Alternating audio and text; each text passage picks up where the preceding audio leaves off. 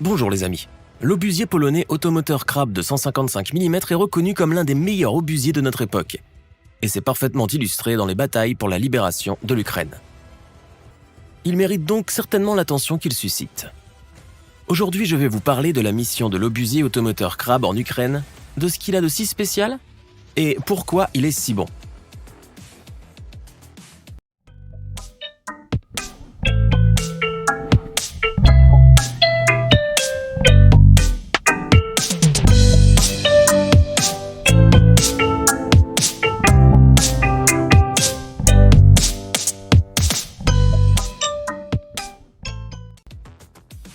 L'AHS Krab a été développé en Pologne par le centre de production militaire Huta Stalowa Wola. Son nom vient probablement de celui du crabe terrestre européen, bien protégé et rapide, que l'on trouve dans la mer Baltique. Le lanceur automoteur combine le châssis sud-coréen K9 Thunder, la tourelle britannique AS-90 Braveheart, avec un canon de 155 mm de calibre 52, et le système de conduite de tir d'artillerie Topaz de WB Electronics. La version de 2011 utilisait un canon Nexter Systems et un châssis UPG-NG, mais le lot de production de 2016 utilise déjà un châssis et un canon K9 de la société allemande Rheinmetall. Ainsi, le Krab AHS est une arme moderne, assemblée à partir de composants performants et équipée d'une électronique de la plus haute qualité. Les forces armées polonaises ont déjà reçu 80 obusiers, ainsi que des munitions d'artillerie, des véhicules de commandement et d'état-major, et des ateliers de réparation d'armement et d'électronique. Les fabricants doivent remettre 42 obusiers. Mais allons un peu plus loin dans l'histoire du Krab AHS, car cet obusier a subi de nombreux changements et modifications jusqu'à sa version finale de production. Il n'a pas été facile d'atteindre le niveau technique que nous connaissons aujourd'hui dans l'AHS Krab, et le projet lui-même a été au bord de l'échec à plusieurs reprises. L'idée d'un obusier lourd polonais est née dans les années 90. Il a alors été décidé de ne pas acheter un produit étranger prêt à l'emploi et de produire cette arme en interne à partir de zéro. Mais cela s'est avéré plus difficile que prévu. Les premières versions du Krab étaient basées sur le châssis polonais Kalina. Mais on a rapidement constaté que le train d'atterrissage présentait des micro-fissures dues à des défauts de matériaux.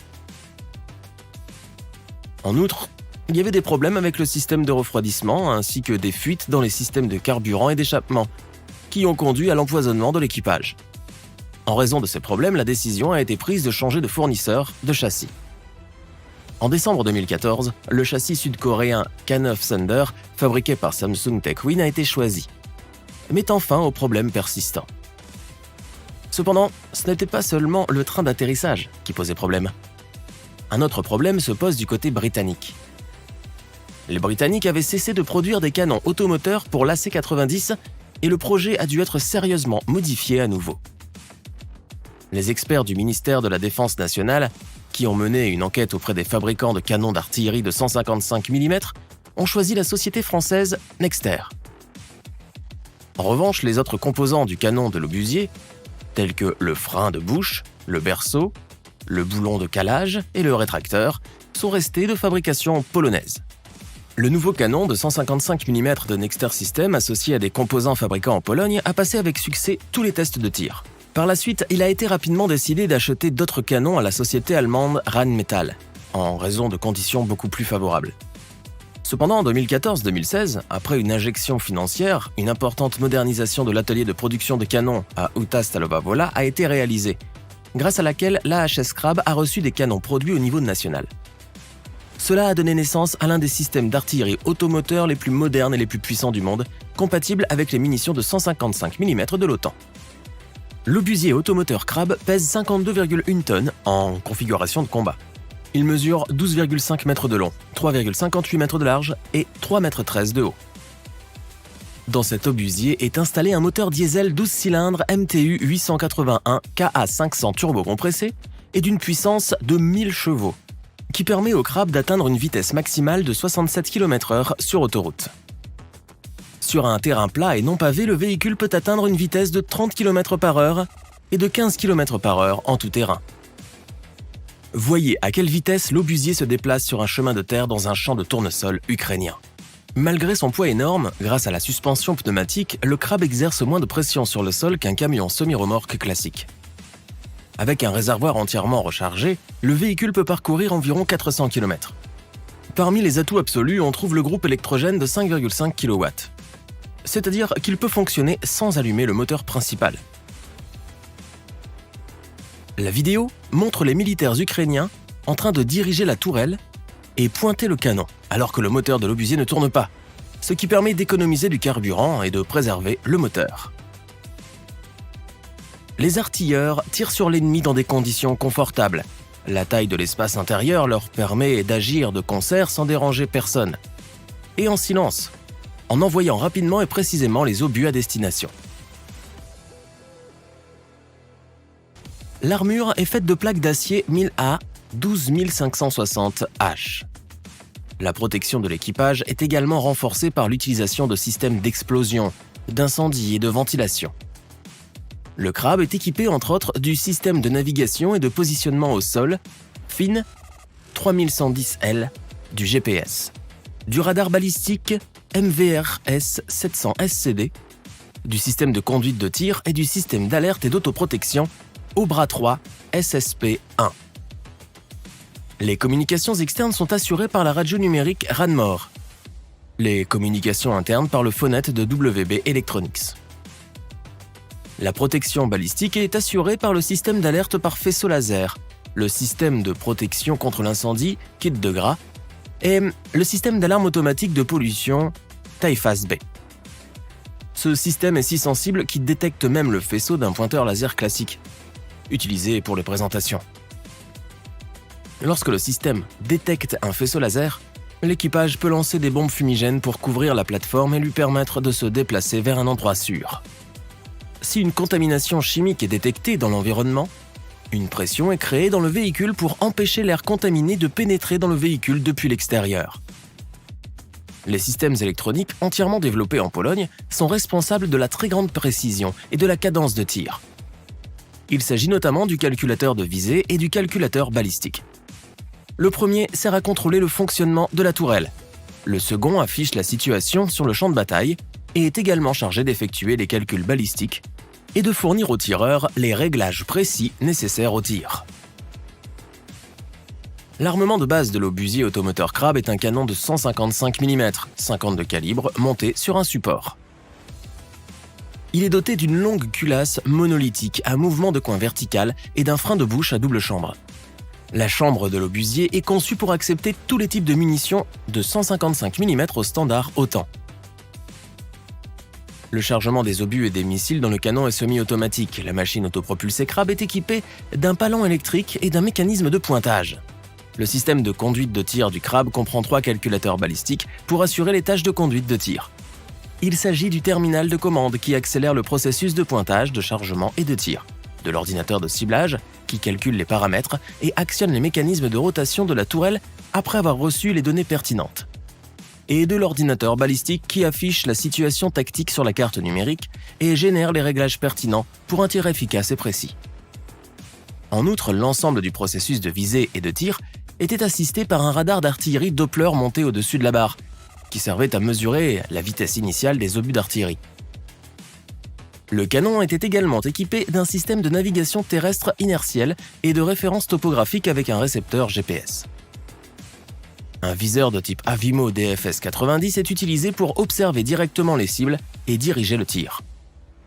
Le crabe est également équipé d'une mitrailleuse de gros calibre WKMB de 12,7 mm, montée à la base, et d'un viseur K10T sur le toit de la tourelle. Il existe un espace de montage optionnel sur les côtés et à l'arrière de la tourelle pour des équipements supplémentaires sous la forme d'un équipement de déminage et d'un filet de camouflage avec des tiroirs pour des équipements supplémentaires. Le crabe est exploité par un équipage de 4 ou 5 personnes selon les besoins. Le déploiement de ces obusiers ne prend que 30 secondes, avec une portée de 4,5 km à un maximum de 40 km. La cadence de tir pratique peut atteindre 2 coups par minute, ou en cas de tir intensif, 6 coups par minute. Mais avec une telle intensité, ce canon peut fonctionner jusqu'à 3 minutes. La réserve de munitions est de 40 cartouches, 29 dans la tourelle et 11 dans la coque.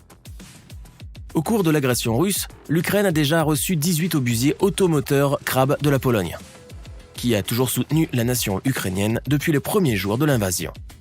En outre, on a appris que l'Ukraine a conclu un accord pour l'achat de 60 unités de systèmes d'artillerie automoteur Krab de 155 mm pour un montant de 700 millions de dollars et qu'elle est désormais le premier client à l'exportation pour ce type d'armes. À propos, l'Union européenne remboursera partiellement le coût de l'achat de nouveaux canons automoteurs pour les forces armées ukrainiennes. Selon le Premier ministre polonais Mateusz Morawiecki, il s'agit de l'un des plus gros, sinon du plus gros contrat d'exportation militaire pour la Pologne au cours des 30 dernières années. Un lot de canons automoteurs est actuellement en attente de l'accomplissement des dernières formalités et est prêt à être transporté en Ukraine. 100 artilleurs ukrainiens ont été formés par l'armée polonaise et utilisent effectivement ces armes au combat. Un événement marquant pour le Krab AHS est que c'est la première fois qu'il est directement impliqué dans un combat, car jusqu'alors il n'était utilisé qu'à des fins d'entraînement. Récemment, les Ukrainiens ont utilisé des HIMARS américains pour supprimer les défenses aériennes ennemies et détruire de nombreux dépôts de munitions ennemies. De nombreuses vidéos montrant des munitions brûlées et explosées dans les territoires occupés sont apparues sur le net, ce qui a permis de niveler la supériorité russe décuplée en matière d'artillerie. L'offensive russe avec la tactique de puits de feu prend fin. Avant ces événements, les obusiers Krab AHS polonais de 155 mm, César français, Dana tchèque et M777 américains avaient pour mission de dissuader les forces russes supérieures sur un front d'environ 1000 km, les obus de 150 mm de l'artillerie ukrainienne étant en voie d'épuisement. Comme vous pouvez l'imaginer, dans une telle situation, rien ne plaît autant à l'artilleur ukrainien que de préparer les munitions pour la bataille, alors qu'il est sûr que pratiquement chaque obus tiré et chaque coup de l'obusier Krab endommagera l'ennemi. Le principal adversaire du AHS Krab est le MSTA-S, un obusier automoteur de division de 152 mm adopté pour le service en URSS en 1989. À ce stade, il est considéré comme obsolète, bien qu'il ait subi plusieurs mises à niveau. Le MSTA-S est inférieur en calibre, 152 mm contre 155 mm, bien que cela ne soit pas significatif. Il est légèrement plus léger en poids pour le Krab, mais perd en longueur de canon, ce qui affecte la portée. Le projectile le plus long du MSTA-S frappe à une distance maximale de 29 km, et avec une faible précision, alors que le Krab AHS frappe à 30 km avec un projectile standard, et à 40 km avec un obus à générateur de gaz directement sur la cible. En outre, le Krab AHS dispose d'un système d'approvisionnement en munitions plus moderne, d'un inventaire plus important, d'un meilleur rayon d'action et d'une meilleure vitesse de croisière. Comme nous pouvons le constater, l'obusier polonais est plus efficace que son rival dans la plupart des domaines, ce qu'il a déjà prouvé lors des batailles dans le sud-est de l'Ukraine. C'est tout pour aujourd'hui les amis. Merci de liker la vidéo si elle vous a plu, écrivez vos commentaires et à bientôt!